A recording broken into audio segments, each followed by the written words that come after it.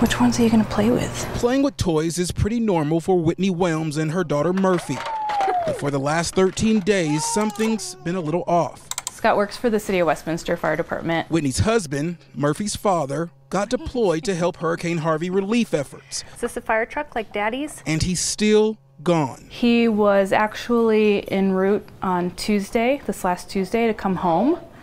And then I got a call about 9:30 at night that they were told to wait and that they were going to be turned around to go down for Irma. Scott's been a Westminster firefighter for 13 years and is a part of the Colorado Task Force 1.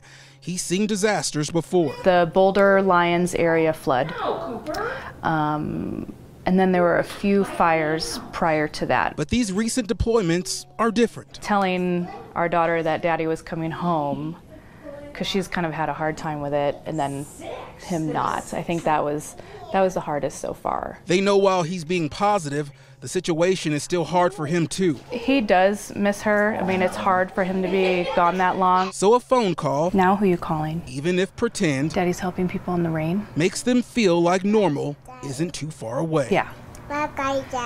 You're calling Daddy. Okay. Eddie Randall, 9 News. President Trump is succeeding in uniting Colorado's Republicans and Democrats as never before as they rush to save the DACA program his administration dismantled today.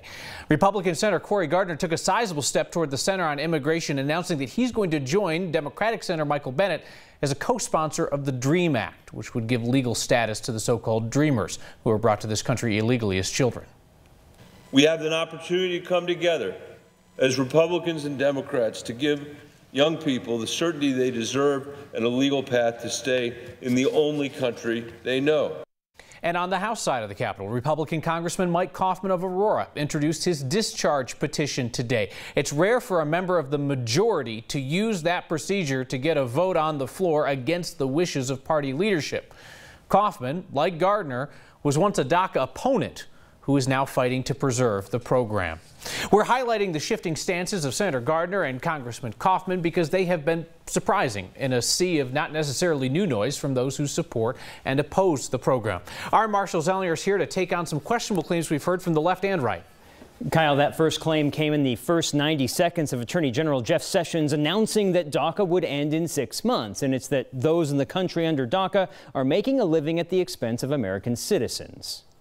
It also denied jobs to hundreds of thousands of Americans by allowing those same illegal aliens to take those jobs. It's inaccurate to think of the economy as being a zero-sum game where the more work that I have means the less work that you have.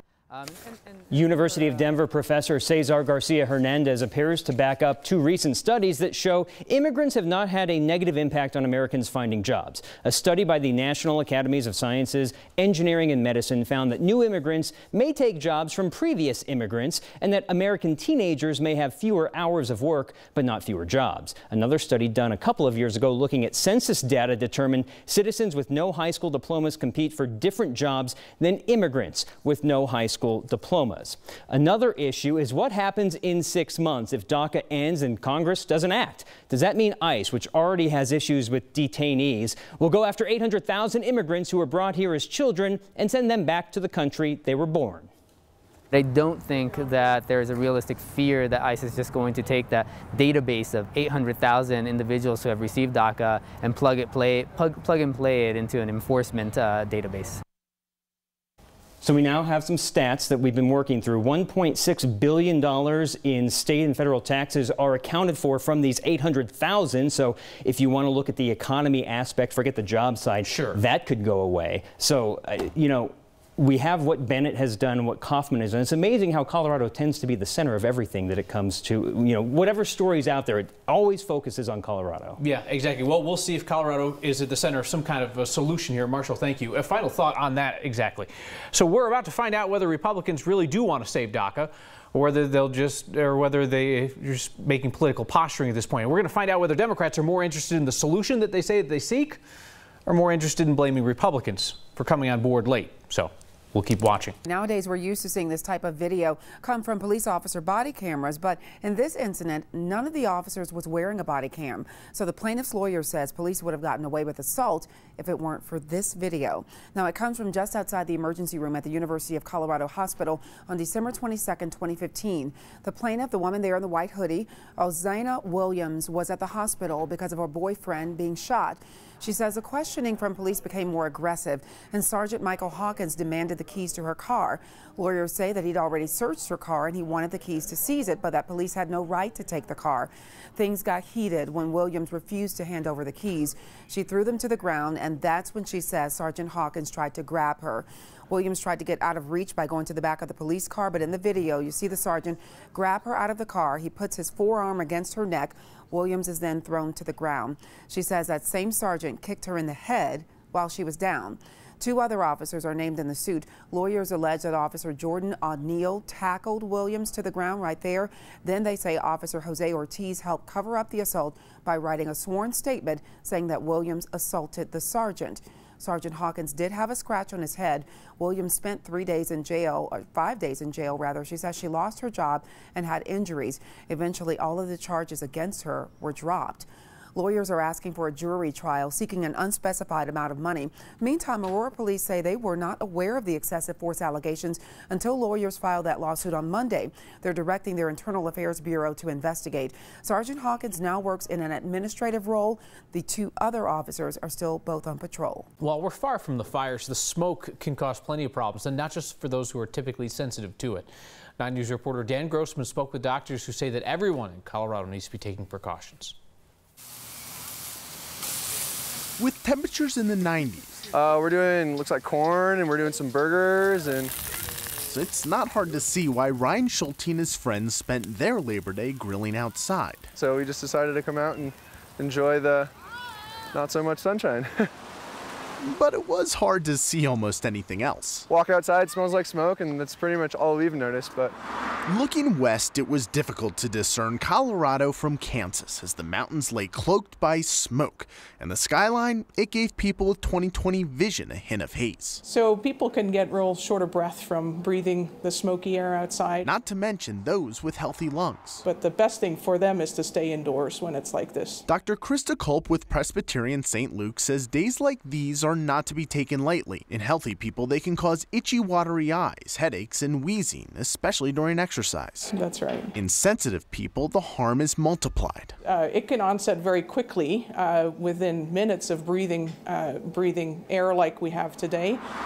According to the National Institute of Health, that can mean infection and inflammation of the lungs, which can lead to hospitalization. I mean, if you really have underlying lung disease that's significant, you're on oxygen, I'd recommend you stay inside on a day like this.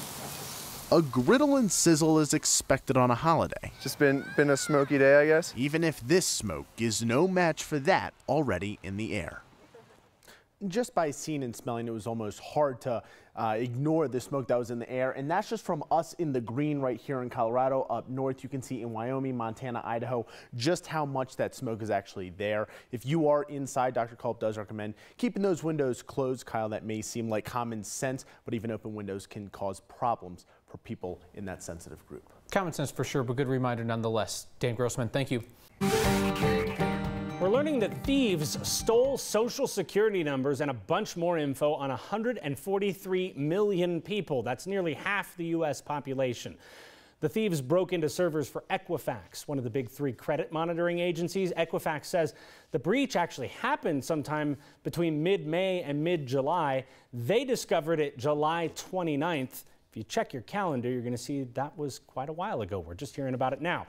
The data includes sensitive information like those Social Security numbers, but also birthdays, addresses, in some cases, driver's license numbers.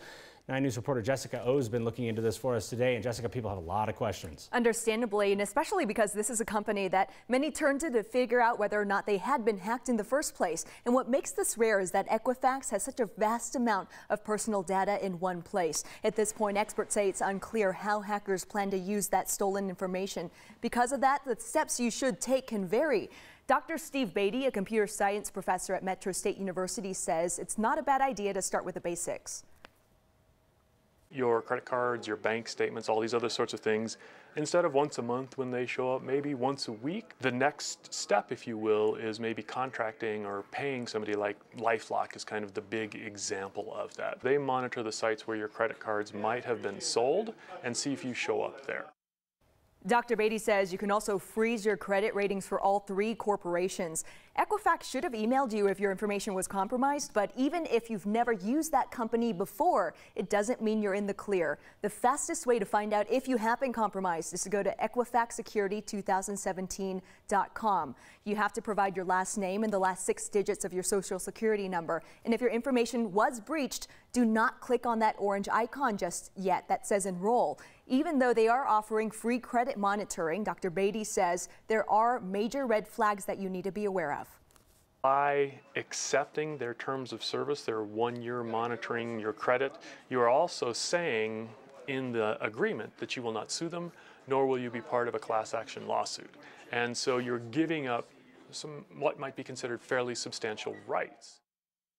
And he says that agreement also states that if your credit score is damaged because of this hack, they will not help you repair it. Hackers allegedly stole information from Equifax for about a month and a half, and the fact that it was not detected sooner is a concern to security experts. Brandon, Dr. Beatty thinks there definitely will be a class action lawsuit stemming from this very massive breach. Yeah, absolutely. And interesting on the fine print there, I have seen some legal analysts speculating that that might not hold up in court. But at this point, you know, if you're worried about being able to sue, you probably want to talk to a lawyer before you sign up for anything. I might as well not take that risk, Brandon. All right, Jessica, thanks much.